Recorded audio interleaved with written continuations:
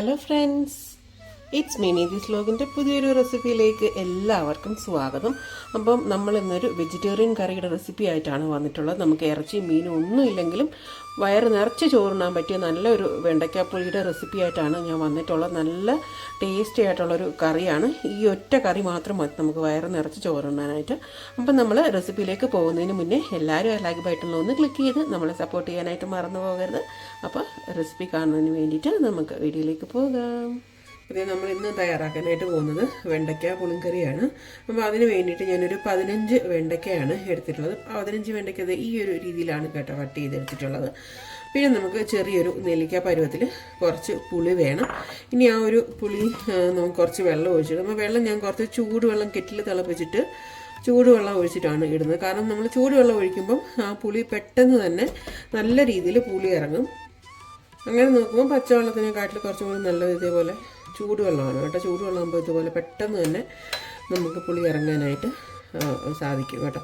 അപ്പോൾ ചൂടുവെള്ളം ഒഴിക്കുക, ഇല്ലെന്നുണ്ടെങ്കിൽ പച്ചവെള്ളം ഒഴിച്ച് സാധാരണ എടുക്കുന്ന പോലെ എടുത്താലും മതി. അപ്പോൾ ആദ്യം നമുക്ക് വേണ്ടതെന്ന് വെച്ച് കഴിഞ്ഞാൽ ഈ ഒരു വെണ്ടയ്ക്ക നന്നായിട്ട് ഒന്ന് ഫ്രൈ ചെയ്തെടുക്കണം. ഫ്രൈ ചെയ്തെടുക്കുമ്പോഴാണ് ശരിക്കും പറഞ്ഞാൽ ഈ വെണ്ടയ്ക്ക പുളിങ്കറിക്ക് പ്രത്യേക ഒരു ടേസ്റ്റ് ഉണ്ടാകുന്നത്. നമ്മൾ സാധാരണ വെണ്ടയ്ക്ക ഇട്ട് കൊടുക്കുന്നതിലും അത് ഫ്രൈ ചെയ്തെടുക്കുമ്പോൾ പ്രത്യേക ഒരു ടേസ്റ്റാണ്. അതേ ഞാൻ ഫ്രൈ പാൻ എടുത്തിട്ടുണ്ട്. നമുക്കിനിയിപ്പോൾ അതിലേക്ക് ലേശം അളവിൽ കുറച്ച് എണ്ണ ഒഴിച്ച് കൊടുക്കാം. അപ്പോൾ എണ്ണയിൽ വേണം നമ്മളത് ഫ്രൈ ചെയ്തെടുക്കാനായിട്ട്. അപ്പോൾ നമ്മളിനിയിപ്പോൾ എടുത്ത് വെച്ചിട്ടുള്ള വെണ്ടയ്ക്ക അതിലേക്ക് ഇട്ട് കൊടുക്കാം. ഇങ്ങനെ നമ്മൾ ചെയ്യുന്ന സമയത്ത് ആ വെണ്ടയ്ക്കയിലുള്ള ആ കൊഴുപ്പും കാര്യങ്ങളും ഒക്കെ പോവുകയും ചെയ്യും. നമ്മുടെ കറിക്ക് നല്ല ടേസ്റ്റും കിട്ടും. അപ്പോൾ അതിന് വേണ്ടിയിട്ടാണ്. അപ്പോൾ നമുക്കൊരു ഒത്തിരി നേരം ഒന്നും വേണ്ട, വെണ്ടയ്ക്ക വാടിക്കിട്ടിയോ അങ്ങനെയൊന്നും വേണ്ട. കുറച്ച് നേരം ആ ഒരു പശപ്പ്, അതായത് അതിനകത്ത് ആ ഒരു കൊഴുപ്പുണ്ടല്ലോ, അത് പോകുന്നത് വരെ നമുക്കൊന്ന് ചെറുതായിട്ടൊന്ന് ഇങ്ങനെ ഒന്ന് എണ്ണയിലൊന്ന് വാട്ടിയെടുത്താൽ മതി. അപ്പോൾ നമുക്കൊരു 2-3 മിനിറ്റ് മാത്രം ഇതുപോലെ ഒന്ന് വാട്ടിയെടുക്കാം.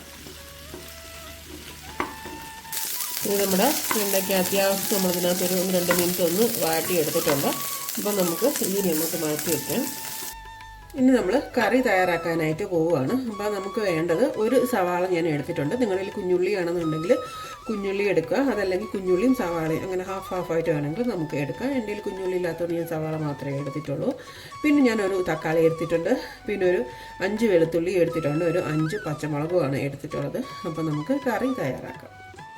അതേ കറി തയ്യാറാക്കുന്നതിന് വേണ്ടിയിട്ട് ഞാനൊരു ചട്ടി അടുപ്പത്ത് വെച്ചിട്ടുണ്ട്. ഇനി അതിലേക്ക് നമുക്ക് ലേശം എണ്ണ ഒഴിച്ച് കൊടുക്കുക. ഒന്നെങ്കിൽ സൺഫ്ലവർ ഓയിലോ അല്ലെങ്കിൽ കോക്കനട്ട് ഓയിലോ ഒഴിച്ച് കൊടുത്താൽ മതി. നമ്മളിപ്പം കടുക് പൊട്ടിക്കുന്നില്ല. നമ്മളിപ്പോൾ ആ ഒരു എണ്ണയിലേക്ക് നമ്മൾ എടുത്ത് വെച്ചിട്ടുള്ള വെളുത്തുള്ളി ഉണ്ടല്ലോ, അതാണ് നമ്മളിപ്പോൾ അതിലേക്ക് ഇട്ട് കൊടുക്കുന്നത്. വെളുത്തുള്ളി ഒരുപാട് മൂത്ത് വരണ്ട. നമുക്ക് ആ എണ്ണയിൽ ചെറുതായിട്ട് ഇതൊന്ന് വാട്ടിയെടുത്താൽ മതി. ഇത് നമ്മുടെ വെളുത്തുള്ളി ചെറുതായിട്ട് മൂത്ത് വരുന്നുണ്ട്. ഇനി നമുക്ക് ഇത്ര അളവിൽ ലേശം ഉലുവ ഇട്ട് കൊടുക്കാം. പച്ചുലുവയാണ് ആഡ് ചെയ്ത് കൊടുക്കുന്നത്. ആ ഉലുവയും കൂടെ ചെറുതായിട്ട് ഒന്ന് മൂത്ത് വരട്ടെ. ഒരുപാട് ഉലുവ ഇട്ട് കൊടുക്കരുത്. ഒരുപാട് ഉലുവ ഇട്ട് കഴിഞ്ഞാൽ നമ്മുടെ കറിക്കൊരു കയ്പ്പ് രസം വരുവേ. അപ്പം ചെറിയ അളവിൽ മാത്രം ഉലുവ ഇട്ട് കൊടുക്കുക.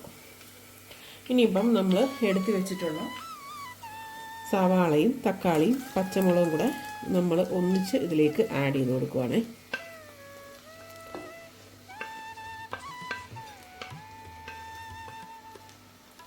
ഇനി ലേശം ഉപ്പും കൂടെ ഇട്ടിട്ട് നമുക്ക് ഇതൊന്ന് വാട്ടിയെടുക്കാം. അത്യാവശ്യം ഒരുപാടങ്ങ് വഴണ്ട് പോകണ്ട, എന്നാലും അത്യാവശ്യം സവാള ഒന്ന് ചെറുതായിട്ടെങ്കിലും ഒന്ന് വഴണ്ട് കിട്ടുന്ന പരുവത്തിൽ നമുക്ക് വാട്ടിയെടുക്കണം. അപ്പോൾ നമുക്ക് വാട്ടിയെടുത്തിട്ട് വരാം. നമുക്കിതിലേക്ക് ലേശം അളവിൽ കുറച്ച് കറിവേപ്പില ആഡ് ചെയ്യാം. അപ്പോൾ ഇത് ഉള്ളി വാടിയിട്ടില്ല, ഇനിയും കുറച്ചും കൂടെ വഴണ്ട് വരാനുണ്ട്. കുറച്ച് നേരം കൂടെ നമുക്ക് വാട്ടിയിടാം. അപ്പോൾ ഞാൻ ഇച്ചിരി വഴണ്ടതിന് ശേഷമാണ് കേട്ടോ ഞാൻ കറിവേപ്പില ആഡ് ചെയ്തിട്ടുള്ളത്. ഞാൻ കട്ട് ചെയ്തിട്ടാണ് വീഡിയോ കാണിക്കുന്നത്. അപ്പോൾ നമ്മുടെ സവാളയൊക്കെ അത്യാവശ്യം വാടിയിട്ടുണ്ട്. ഇനി ഇതിലേക്ക് ഒരു 1/4 സ്പൂൺ അളവിൽ മഞ്ഞൾപ്പൊടി ആഡ് ചെയ്യുകയാണ്. ഇനി 1.5 സ്പൂൺ അളവിൽ മുളക് പൊടി ആഡ് ചെയ്യുകയാണ്. കാശ്മീരി ചില്ലി ആണെങ്കിൽ നിങ്ങൾക്ക് 2 സ്പൂൺ ആഡ് ചെയ്യാം. ഇനി 3/4 സ്പൂൺ അളവിൽ മല്ലിപ്പൊടി. ഇനി 1/2 സ്പൂൺ അളവിൽ ഗരം മസാല. നമുക്ക് മസാലകളെല്ലാം നന്നായിട്ട് മിക്സ് ചെയ്യാം.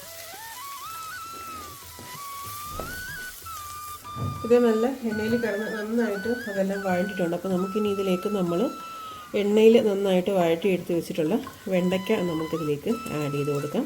ഇനിയിപ്പോൾ നമുക്ക് ഈ ഒരു മസാലക്കൂട്ടിലേക്ക് ഈ ഒരു വെണ്ടയ്ക്ക നന്നായിട്ട് നമുക്ക് മിക്സ് ചെയ്ത് കൊടുക്കണം. നമുക്ക് നന്നായിട്ട് ആ ഒരു കൂട്ടിലേക്ക് നന്നായിട്ട് മിക്സ് ചെയ്യാം.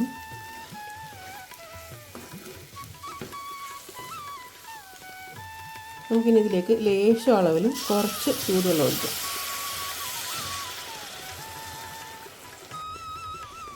അപ്പോൾ ആ ഒരു ചൂടുവെള്ളം ഒഴിക്കുന്നതെന്ന് വെച്ചാൽ നമ്മുടെ മസാലകളുടെയൊക്കെ ആ ഒരു പച്ച സ്മെല്ലൊക്കെ ഒന്ന് മാറുന്നതിന് വേണ്ടിയിട്ടാണ്. നമുക്കൊരു 1-2 മിനിറ്റ് ഇത് അടച്ചു വെച്ചിട്ട് ഒന്ന് വേവിച്ചെടുക്കാം.